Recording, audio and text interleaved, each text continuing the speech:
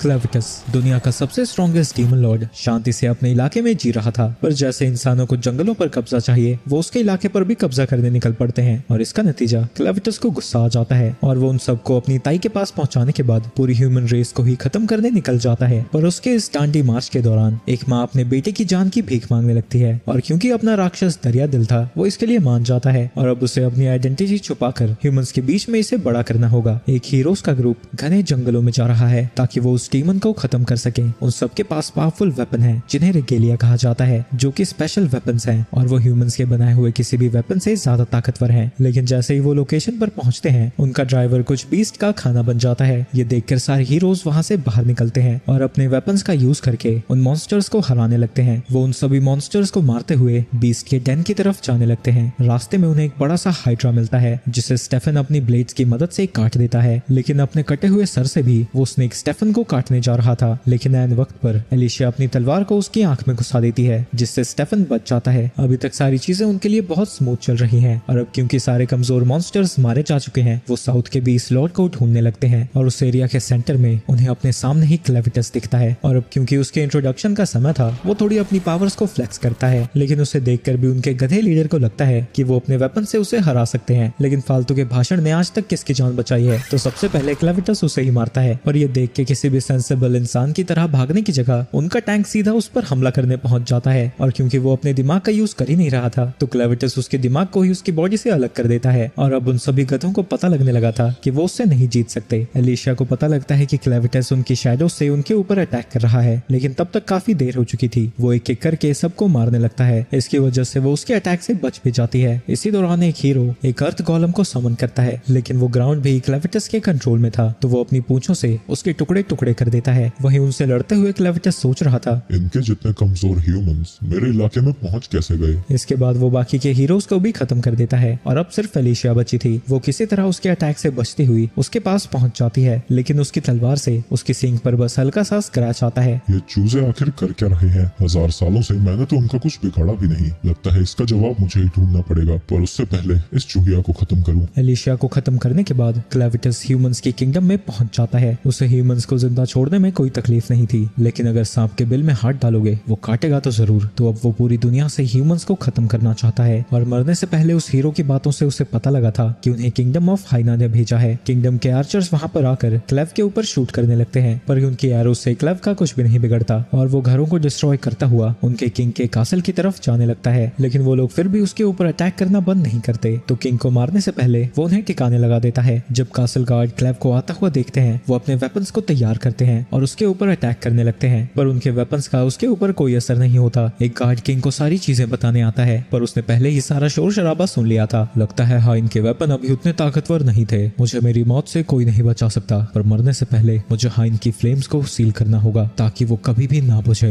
वहीं ह्यूमंस उसके ऊपर अटैक करना जारी रखते हैं। लगता है उन हीरोज के पास कुछ अलग वेपन था, उनके मुकाबले तो ये कुछ भी नहीं है, लेकिन मैं उन कीड़ों की ताकत बढ़ने नहीं दे सकता। दूसरी तरफ किंग उस फोर्ज को सील करने जाता है, लेकिन तभी छप्पर फाड़कर वहाँ पर क्लेव पहुँच जाता है। मैं सिर्फ तुम्हारी नेशन नहीं दुनिया से इंसानों का नामो निशान मिटाने निकला हूँ, और उससे पहले मैं जानना चाहता हूँ मैं तो वहाँ चैन से था, फिर तुमने मुझ पर हमला क्यों किया? तुम ये कभी नहीं समझ सकते, इंसानों का एम्बिशन एक मॉन्स्टर कैसे समझ सकता है। इतने घटिया आंसर के लिए वो उसके नंबर तो नहीं काटता पर उसका सर जरूर काट देता है और फिर बाकी के ह्यूमंस को खत्म करने के लिए वहाँ से निकल जाता है। लेकिन तभी उसे एक बच्चे के रोने की आवाज सुनाई देती है, लेकिन वो उस पर ज्यादा ध्यान नहीं देता और आगे बढ़ता रहता है। लेकिन तभी उस बच्चे की माँ उसे आवाज लगाती है जो कि मलबे के नीचे दब गई थी और वो उसे अपने बच्चे को बचाने को कह रही थी। तुम्हारे सर पर गहरी चोट आई है क्या? तुम भूल गई ये सब कुछ मैंने ही किया है और मैं तो ह्यूमंस को ही खत्म करने जा रहा हूँ, तो उनके एक बच्चे को मैं भला क्यों बचाऊंगा? लेकिन वो कहती है कि वो बड़ों की गलती की सजा एक छोटे बच्चे को नहीं दे सकता, उसने तो कुछ किया ही नहीं। क्लेव को कोई फर्क नहीं पड़ता वो बच्चा है या फिर बड़ा, क्योंकि उसके लिए सारे ह्यूमंस बराबर है। लेकिन फिर भी वो उसकी रिक्वेस्ट पर उससे कहता है कि वो साबित करके दिखाए कि वो बच्चा बचाने के लायक है। लेकिन वो जानती है कि वो क्लेविटस के सामने कुछ प्रूफ नहीं कर सकती, लेकिन अगर वो उस बच्चे को बचाता है तो उसे खुद ब खुद पता लग जाएगा कि ये बचाने लायक क्यों था। इसके बाद उसकी मौत हो जाती है और क्लेव वहाँ से जाने लगता है, लेकिन थोड़ी देर बाद वो मुड़कर वापस आता है। वो अभी भी श्योर नहीं है, लेकिन उसकी लंबी जिंदगी के मुकाबले इस बच्चे की जिंदगी कुछ भी नहीं है, तो सिर्फ अपनी क्यूरियोसिटी के लिए वो उसे बचाने का डिसाइड करता है। एथिया में 5 ह्यूमनॉइड रेसेस हैं, जिसमें सबसे पहले हैं डन्स, जिनकी तादाद सबसे ज्यादा है और वो स्किल्ड आर्किटेक्चर और टैक्टिशियंस हैं। उन्होंने डन प्लेन्स को स्प्लिट करके 2 बड़ी नेशंस बनाई है, स्लेडर हेडन वो लोग हैं जो कि पानी के पास रहते हैं और गाइड्स अपने हंटिंग के लिए जाने जाते हैं, और बेंटी थोड़े जानवरों जैसे ह्यूमंस हैं जो कि अकेले अकेले तो बहुत ताकतवर हैं, लेकिन अगर उनकी जिंदगी भी इस पर डिपेंड करती तब भी वो साथ में काम नहीं करते। और आखिरी में है मतलब था किंगडम ऑफ हाइन, जो कि अपने वेपन्स के लिए जाना जाता है, और इस बॉर्डर के चारों तरफ अंधेरा है जहाँ सारे डार्क बीस्ट रहते हैं, जहाँ पर 4 बीस्ट लॉर्ड्स का राज है और उनमें से एक क्लेविटिस है। दूसरी तरफ केव में वो बच्चे के साथ पहुंच गया है और जितने भी मॉन्स्टर्स उसे खाने को तैयार थे वो उन्हें डरा देता है, जिसके बाद वो सो जाते हैं। लेकिन तभी वो बच्चा भूख के मारे चिल्लाने लगता है तो क्लेविटिस उसे अपनी थोड़ी एनर्जी दे देता है, पर अब वो कंफ्यूज हो रखा था। बीस्ट लॉर्ड अब इंसानों का हगा हुआ साफ करेगा तो वो उस बच्चे को उठाकर एक गड्ढे में रख देता है जो कि स्पाइडर से भरा हुआ था। उन्हें देखकर बेचारा बच्चा रोने लगता है, लेकिन वो स्पाइडर्स सिर्फ पूप खाते हैं और उसकी साफ सफाई होने के बाद वो उसे उठा लेता है। लेकिन उस बच्चे का रोना बंद ही नहीं होता। वो उसे खाई के नीचे फेंकने के बारे में सोचने लगता है, लेकिन वो बीस्ट लॉर्ड था तो अपने डिसीजन से पीछे कैसे जा सकता है। उस बालक को जिंदा रखने के लिए उसे ह्यूमंस की जरूरत पड़ेगी, तो वो वहाँ पर जाता है जहाँ वो उन हीरो से लड़ रहा था। कुछ देर बाद एलिशिया को होश आता है और वो कंफ्यूज हो रखी थी क्योंकि उसे अपनी मौत पक्के तौर पर याद है। तभी उसकी नजर क्लेव पर जाती है और उसे देखते ही वो अपनी तलवार को पकड़ने जाने लगती है, पर क्लेविटस उसे बताता है कि उसने पहले ही सारे वेपन्स नीचे फेंक दिए हैं और साथ ही उसके साथियों की बॉडीज भी। तो मुझे यूजफुल लग रही थी तो तुम्हें मैंने रिवाइव कर दिया। तुम एक जिंदा लाश हो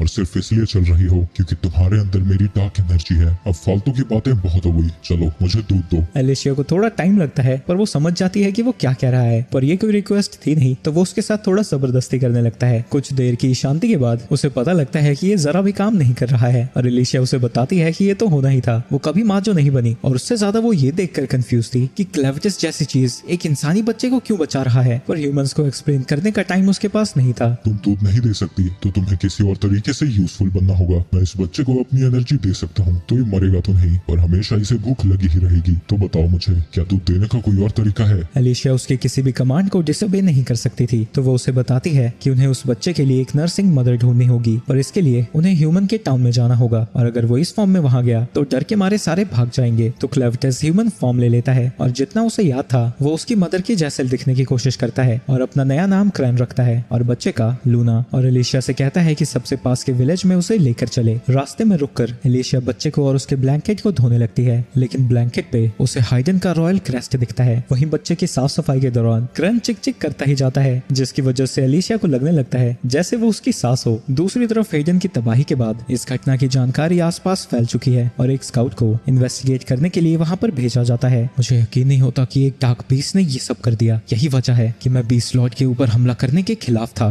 टाइमिंग कितनी खराब थी इन सब की। इसके अगले दिन ही क्राउन प्रिंसेस अपने बेटे के साथ यहाँ से भागने वाली थी और याद है मैंने डंस के बारे में तुम्हें बताया था कि वहाँ 2 किंगडम्स हैं, एक का नाम एस्लिन है और दूसरी का बोलियट, और यहाँ पर बोलियट के लोग आए हैं। वो जानते हैं कि एस्लिन भी यहाँ पर जल्द आने वाले होंगे क्योंकि वो भी हेडन फैमिली के सीक्रेट वेपन फोर्जिंग टेक्निक्स के बारे में जानना चाहते हैं। दूसरी तरफ एलिशिया क्रैन से पूछती है कि क्या वो जानता था कि लूना रॉयल्टी से बिलोंग करता है, लेकिन उसे पता ही नहीं था कि वो कहना क्या चाहती है। तो वो उसे बताती है कि वो ब्लैंकेट रॉयल फैमिली का क्रेस्ट है, यानी सिर्फ वही लोग इसे यूज कर सकते हैं। अच्छा हाँ, जिस औरत ने मुझे इसको दिया था वो कासल की दीवारों के नीचे दबी थी, पर इससे मेरे प्लान्स में कोई फर्क नहीं पड़ता। कासल की दीवारें, इससे तुम्हारा क्या मतलब है? अच्छा मैंने तुम्हें बताया नहीं, हेडन खत्म हो गया, खल्लास, टाटा बाय बाय। एलिशिया को यकीन नहीं होता कि उसने पूरे किंगडम को खत्म कर दिया। क्या मुझे तुम्हें याद दिलाना पड़ेगा कि तुमने मुझ पर पहले हमला किया था? वैसे भी इससे क्या ही फर्क पड़ता है, पर एलिशिया उसे बताती है कि इससे बहुत फर्क पड़ता है क्योंकि अगर उसने हेडन के सभी लोगों को मार दिया है, लूना आखिरी रॉयल्टी है, इसका मतलब बहुत सारे लोग उसके पीछे आएंगे हैं। पर लोग इसके पीछे क्यों आएंगे? तो एलिशिया बताती है कि हाइडन की रॉयल फैमिली के मेंबर्स ही उस फॉर्जिंग टेक्निक का यूज कर सकते हैं जिससे हाइडन के वेपन्स बनते हैं। लेकिन इतना बोलते ही उसके दिमाग की घंटी बजती है, उसने जरूरत से ज्यादा इन्फॉर्मेशन दे दी। अभी तक मैंने नहीं सोचा था मैं लूना के साथ क्या करूंगा, लेकिन मैं इसे ह्यूमंस का नया किंग बना सकता हूँ और पीछे से सारी चीजें कंट्रोल कर सकता हूँ। और अगर ह्यूमंस ने ज्यादा चूचा की उन्हें हमेशा के लिए खत्म भी, लेकिन अभी भी उन्हें लूना के लिए दूध ढूंढना था। तो वो एलिशिया से कहता है कि जल्दी आगे बढ़े। मुझे नहीं पता वो बच्चे की इतनी फिक्र क्यों कर रहा है, लेकिन अगर उससे कुछ हो गया तो शायद वो कॉन्टिनेंट के सभी इंसानों को मार देगा। तो चाहे कुछ भी हो जाए मुझे उस बच्चे को सेफ रखना है। लेकिन तभी क्लैन पर एक बंदा हमला कर देता है, जिसके बाद वो चारों तरफ से घिर चुके थे। इन गधों को पता ही नहीं इन्होंने क्या किया है, अब ये सब के सब मरने वाले हैं। लेकिन तभी क्रैन नीचे गिर जाता है और उसके सर से खून बहने लगता है, जो देखकर एलिशिया हैरान हो जाती है। उन्हें एलिशिया की चीख पसंद नहीं आती तो वो उसके टकले पर मारकर उसे भी बेहोश कर देते हैं। इसके बाद एलिशिया को कैरेज में होश आता है, जहाँ वो देखती है कि क्रैन बड़ा ही शांत बैठा हुआ था और वो ये देखकर हैरान थी कि उसने अभी तक किसी को भी नहीं मारा था। जब तक लूना ठीक है मुझे कोई फर्क नहीं पड़ता। मुझे एक बात बताओ, क्या इंसान में ट्रांसफॉर्म होने पर तुम्हारी ताकत भी कम हो गई। इतनी जल्दी कैसे गिर गए तुम? मुझे पता ही नहीं था कि इंसानों का सर इतना ज्यादा कमजोर होता है। फिक्र मत करो, अगली बार ऐसा नहीं होगा। अच्छा वो तो ठीक है, पर अभी तक हम यहाँ पर बंधे क्यों हैं? जब तक लूना किंग नहीं बन जाता मुझे इंसानों में छुप कर रहना है। इसके लिए मुझे उनके बारे में और जानना होगा। क्या तुम मुझे बता सकती हो यहाँ चल क्या रहा है? जिन लोगों ने हमें किडनैप किया है वो बैंडिट्स हैं, जो लोगों को अगवा कर स्लेव के तौर पर बेचते हैं। ये नॉर्मल ह्यूमन से थोड़े ज्यादा ही ताकतवर होते हैं पर बहुत गिरे हुए। तुम्हें ह्यूमंस को इन्हें देखकर जज नहीं करना चाहिए। इसके बाद वो उन बैंडिट्स के बेस पर पहुंच जाते हैं जहां जब लोगों को उतारा जा रहा था। एक बंदा वहां से भागने की कोशिश करता है लेकिन एक बैंडिट उसके ऊपर अपना चाकू फेंक कर उसे रास्ते में ही मार गिराता है, जो देखकर सभी लोग डर जाते हैं और चुपचाप उनकी बातें मानने लगते हैं। तभी एक औरत क्रैन को आवाज लगाती है। वो देखती है कि उसके हाथ में एक बच्चा है तो वो नेल को बुलाने लगती है। उसकी आवाज सुनकर वो डर के मारे गिर जाती है और गिरते गिरते ही उससे माफी मांगने लगती है। वो औरत नेल को डांट लगाने लगती है लेकिन जैसे ही वो लूना को देखती है उसकी आंखों में अलग ही चमक आ जाती है। दूसरी तरफ फेलिशिया को वो व्रोको के पास लेकर जाते हैं जो कि उनका टेम्पररी बॉस है, क्योंकि जैजक अभी डंजन में गया हुआ है। लेकिन उनमें से कोई भी बैंडिट उसे बॉस बुलाने को तैयार ही नहीं था। लेकिन उन्हें लाइन में लाने के लिए रोको एक ट्रोल को उनके सामने लेकर आता है, जिसे देखकर एलिशिया हैरान हो जाती है क्योंकि ट्रोल्स काफी ताकतवर होते हैं और उन्हें ट्रेन करना आसान काम नहीं है। वो रेड स्टोन्स वाले बैग को निकालता है। हमने सुना था कि हेडन के किंगडम ने कुछ हीरोज को क्लेविटिस को मारने के लिए भेजा था। उनमें से कोई भी जिंदा वापस नहीं आया और इसके चक्कर में उनका किंगडम भी तबाह हो गया। जो हमने बातें सुनी है तुम उनमें से एक हीरो जैसी लगती हो और ये स्टोन्स इतने प्योर तो यहाँ वहाँ मिलते भी नहीं। वो उसके ब्लेड को देखकर हैरान थी क्योंकि रेड डोर से वेपन सिर्फ हेडन की रॉयल फैमिली ही बना सकती है। ये ब्लेड ये तो नकली है पर ज्यादातर लोगों को इसके फर्क के बारे में पता ही नहीं, तो हमारा काम मस्त चल रहा है। और अब क्योंकि रॉयल फैमिली मर चुकी है असली ब्लेड्स बनेगी ही नहीं। इसका हम बहुत फायदा उठा सकते हैं। तुम तो हीरो हो ना, बाकी के हीरोज के वेपन कहाँ है? वो बहुत महंगे दाम में बिकेंगे। लेकिन एलिशिया उन्हें कुछ भी नहीं बताती तो वो अपने बंदों से कहता है कि वो इसे टॉर्चर करे और इन्फॉर्मेशन निकलने के बाद वो इसके साथ मजे कर सकते हैं। दूसरी तरफ क्रन रेस्टोरेंट में काम कर रहा है और नल बच्चे को फीड कर रही थी। लेकिन तभी एक बंदा आकर उसके ऊपर बियर के लिए चिल्लाने लगता है और जब वो उसे बियर देने जा रही थी तब वो उसे लात भी मार देता है। वहीं क्रन को देखकर वो लोग बहुत ज्यादा खुश थे क्योंकि वो उसे जो भी कहते थे वो चुपचाप कर देता है। इसके बाद जब वो बियर ला रही थी जानबूझकर कुछ लोग उसे गिरा देते हैं और उसे घसीट कर बाहर ले जाने लगते हैं। जब उनका मन भर जाता है वो वहां से जा रहे थे और उन दोनों को मारने के बाद उनकी बॉडी को भी साफ कर देता है। इसके बाद वो नल के पास जाकर उसे बताता है कि लूना को फिर से भूख लगी है। आगे क्रैन के पूछने पर वो बताती है कि उसे अपने फादर का नहीं पता है और वो अपने माँ के साथ रहा करती थी, लेकिन उसके साथ भी यही सब चीजें होती रहती थी और अब तो उसे अपनी माँ का चेहरा भी याद नहीं है। जब वो 12 साल की थी उसकी माँ गायब हो गई, जिसके बाद उन सभी का अब्यूज उसकी तरफ आ गया। इसकी वजह से उसके कई दांत टूट गए और वो एक कान से बहरी भी हो चुकी है। इसके बाद जब से वो काम से मिली उसकी जिंदगी थोड़ी आसान हो गई। बैंडिट्स भी अब उसे ज्यादा परेशान नहीं करते हैं और अब उसका काम सिर्फ बच्चों का ध्यान रखना है। लेकिन सिर्फ माँ ही दूध दे सकती है ना, तो तुम्हारा बच्चा कहाँ है? नेल उसे बताती है कि उसका भी एक बच्चा हुआ था लेकिन पैदा होते ही वो मर गया। इसके बाद उसमें जीने की जरा भी इच्छा नहीं थी, लेकिन जब उसे होश आया एक छोटा बच्चा दूध पी रहा था। इसके बाद पिलाने के लिए उसके पास और भी बच्चे आने लगे और इस तरह से वो नर्सिंग मेड बन गई। वो अपने बच्चे को नहीं बचा पाई लेकिन वो किसी और बच्चे को भूखा नहीं मरने देना चाहती। मैं ह्यूमंस पर ज्यादा भरोसा नहीं करता पर तुम पर शायद कर सकता हूँ। क्या तुम मेरे साथ यहाँ से जाना चाहोगी? उसकी बातें सुनकर नेल हैरान थी और थोड़ी खुश भी, पर वो उसे याद दिलाती है कि वो भी एक स्लेव है और वो यहाँ से कैसे निकल सकते हैं और वो वहाँ से चली जाती है। दूसरी तरफ फेलिशिया को वो बैंडिट से एक ब्रिज के थ्रू लेकर जा रहे थे जहाँ से नीचे वो एक बंदे को देखती है। वो भी एक स्लेव है, जिससे बैंडिट्स कहते हैं कि अगर वो पानी से वेपन को ले आता है तो वो उसे यहाँ से जाने देंगे। इस उम्मीद में वो पानी में कूद जाता है। ये देखकर एलिशिया चिल्लाने लगती है और उससे कहती है कि वो जल्दी से बाहर आ जाए क्योंकि लेजेंड्स के अकॉर्डिंग इसके अंदर मॉन्स्टर्स भरे हुए हैं। लेकिन तब तक काफी देर हो चुकी थी। कुछ सेकंड्स के बाद ही वो मॉन्स्टर्स उसे बाहर लेकर आते हैं और वो उसकी वाइफ के सामने ही उसके टुकड़े टुकड़े कर देते हैं। ये सब देखकर एलिशिया दुखी थी लेकिन वो सारे बैंडिट्स हंस रहे थे। 300 साल पहले फ्लड्स की वजह से मॉन्स्टर्स यहाँ पर आ गए थे। उस जनरेशन का स्ट्रॉन्गेस्ट हीरो इनसे लड़ने के लिए यहाँ पर आया था लेकिन वो भी इन्हें नहीं हरा पाया। तब तो ये जमीन पर थे पर अब इस जगह पर पानी भर गया है, इन्हें कोई भी नहीं हरा सकता। वहीं उस हीरो की फाइट के बाद उसका वेपन यहीं पर रह गया था जिसे स्ट्रीम स्प्लिटर भी कहा जाता है। वो बैंडिट्स उसे आगे बढ़ने के लिए कहने लगते हैं लेकिन तभी उनके दूसरी तरफ कुछ और बैंडिट्स आ जाते हैं जिनमें से एक सनकी बंदा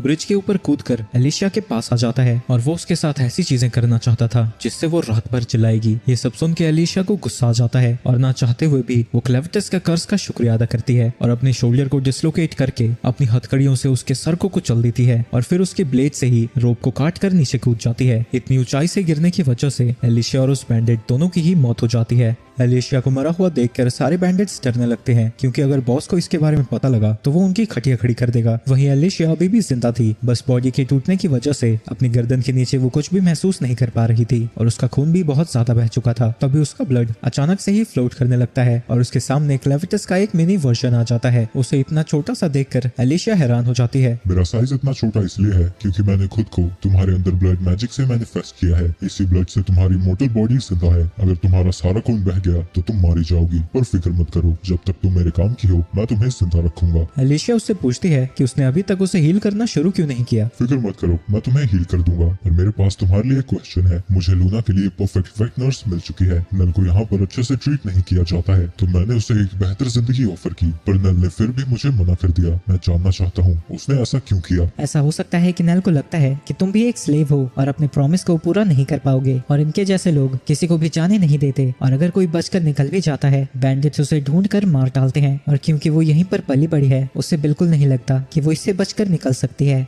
तुम्हें क्या लगता है मुझे क्या करना चाहिए। इसका मुझे एक ही अच्छा सोल्यूशन दिखता है, यहाँ के सभी बैंडिट्स को मार दो तो नल का पीछा करने के लिए कोई बचेगा ही नहीं। मैं ऐसा नहीं कर सकता। अगर ह्यूमंस को पता लग गया मैं अपनी जगह पर नहीं हूँ, वो मेरे लैंड पर कब्जा करने लग जाएंगे। बेहतर होगा तुम इसे करो, क्योंकि तुम्हारे जैसे हीरोज बैंडिट्स को तो मारते ही रहते हैं। और इससे पहले कि एलिशिया कुछ कहती, वो उसके बॉडी के अंदर वापस से ब्लड डालने लगता है जिससे वो फिर से रिजनरेट हो सके। वहीं जब बैंडिट्स नीचे पहुंचते हैं वो देखते हैं कि एलिशिया की बॉडी किसी ज़ॉम्बी की तरह आड़ी टेढ़ी घूम रही है। उसके बोन्स और टिश्यू वापस से रीअटैच हो रहे थे, जिसका दर्द एलिशिया पूरी तरह से महसूस कर पा रही थी। वहीं बैंडिट्स कंफ्यूज हो रखे थे, लेकिन जब तक वो जिंदा है वो उससे जबरदस्ती रेगेलिया की लोकेशन पूछ सकते थे। तो एक बैंडिट उसके ऊपर हमला करने जाता है, लेकिन एलिशिया बड़ी ही आसानी से उसकी कुटाई करके उसकी तलवार को छीन लेती है। ये देखकर बाकी के बैंडिट्स डर जाते हैं और वो उसके ऊपर साथ में हमला करने का डिसाइड करते हैं। तुम फिक्र मत करो, एलिशिया पहली ह्यूमन है जिसने मुझ पर स्क्रैच डाला था, उसे कुछ नहीं होगा। दूसरी तरफ नल कार्म के पास वापस जाती है, जहाँ वो देखकर खुश थी कि वो अभी भी ठीक है, लेकिन इतनी चोट लगने के बाद भी वो काफी खुश दिख रही थी। तो नल कहती है कि कार्म यहाँ पर बाहर से आई थी, लेकिन वो यहीं पर पली बड़ी और उसने कभी भी बाहर की दुनिया नहीं देखी है। कार्म उससे कहती है कि वो ऐसी बातें नहीं कर सकती और उससे शक होने लगता है कि वो यहाँ से बाहर जाना चाहती है। नल कहती है कि ऐसी बात नहीं है, वो बस सोच रही थी बाहर जीने में कैसा लगता होगा, क्योंकि आज किसी ने उससे बाहर जाने के लिए पूछा था। लेकिन तभी कार्म उसे थप्पड़ मारती है और उससे कहती है कि वो ऐसे सपने देखना बंद करे। यहाँ के बैंडिट सिर्फ उन्हें स्लेव जैसा देखते हैं और जब उनका मन भर जाएगा वो किसी को भी मारकर फेंक देंगे। तो अगर वो जिंदा रहना चाहते हैं तो उन्हें साथ में मिलकर रहना है। वो ऐसी बातें नहीं कर सकती। पर उससे ज्यादा गुस्सा उसे इस बात का था कि उससे पहले नल जैसी लड़की को बाहर जाने के लिए किसने पूछ लिया। उसी वक्त वहाँ पर व्रोको पहुंच जाता है, जिसने उनकी सारी बातें सुन ली थी। उसे देखकर कार्म डर जाती है। वहीं व्रोको यहाँ पर नल को ले जाने आया था। कार्म उसे रोकने की कोशिश करती है, लेकिन वो बॉस के आगे कुछ भी नहीं कह पाती और उनके जाने के बाद वो परेशान हो रखी थी, क्योंकि नल के अलावा कोई और बच्चों को दूध नहीं पिला सकता। इसके बाद उसके पीछे से वहाँ पर क्रैन आ जाता है, जिससे कार्म बताती है कि उसे दोबारा दूध नहीं मिलेगा, क्योंकि नल ने एक ऐसा सपना देखने की गलती की है जो कभी सच नहीं हो सकता। तुम आखिर कहना क्या चाहती हो। और जब कार्म उसकी आंखों में देखती है वो घबरा जाती है। दूसरी तरफ व्रोको नल को एक अंडरग्राउंड जगह पर लेके जा रहा था, जिसे नल ने पहले कभी भी नहीं देखा था। व्रोको बताता है कि ये पहले एक बड़ा मैजिक ओर माइन हुआ करता था। मैजिक ओर के काफी यूजेस हैं, जैसे जिस लैम्प को वो यूज कर रहे हैं उसमें मैजिक ओर को पीस कर डाला हुआ है और उसमें इंसेक्ट ऑयल मिलाया हुआ है। और एक बैंडिट बनने से पहले उसने अपना बहुत सारा समय मैजिक ओर की रिसर्च में लगाया था। तभी व्रोको लैम्प को बंद कर देता है और वहाँ पर पूरी तरह से अंधेरा हो जाता है। और जब व्रोको दोबारा से लैंप ऑन करता है उसके पीछे वही ट्रोल खड़ा था। मेरे एक्सपेरिमेंट्स ऐसे मिक्सचर क्रिएट करने पर भी थे जिससे बैटी जैसे मॉन्स्टर्स को मैं कंट्रोल कर सकूं। इसी की वजह से मैं यहाँ का लीडर भी बन पाया, और लीडर के तौर पर जो तुमने कहा है मैं उसे माफ नहीं कर सकता। व्रोको के ऑर्डर देने पर बैटी उसके पीछे भागने लगती है। वहीं नल उससे भागते हुए सोच रही थी कि काश उसने वो हाथ पकड़ लिया होता। तभी उसे अपने सामने लूना दिखता है और वो उससे माफी मांगती है, क्योंकि वो उसे दोबारा दूध नहीं पिला पाएगी। तभी बैटी उसे पूरी तरह से खा जाती है, जिसे देखकर लूना रोने लगता है। पर क्लैन उसे समझाता है कि दुनिया इसी तरह काम करती है। वो चाहता तो उसे बचा सकता था, लेकिन वो किसी का खाना नहीं छीनना चाहता। वहीं वो ट्रोल को देखकर कंफ्यूज था, क्योंकि वो कभी भी किसी के ऑर्डर को फॉलो नहीं करते। तभी व्रोको बैटी को क्लैन को भी खाने का ऑर्डर दे देता है, लेकिन उसे देखकर बैटी की फटी पड़ी थी और वो डर के मारे नल को भी उगल देती है। इसके बाद वो लूना और लैन को